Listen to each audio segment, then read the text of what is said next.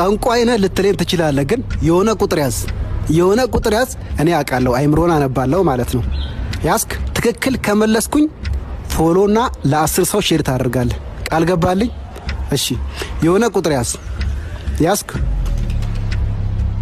15 ደምርበት። ያዝከው ላይ 15 ደምር።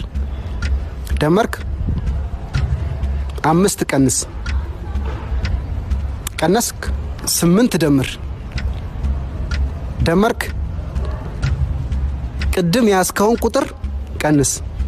በአይምሮ ያዝከውን ቁጥር ማለት ነው። ቀነስክ? ሲካፈል 2 በል። አሁን ጨርሻለሁ። ስንት የመጣልህ ቁጥር ስንት መሰለ? 9 ነው። 9 ነው።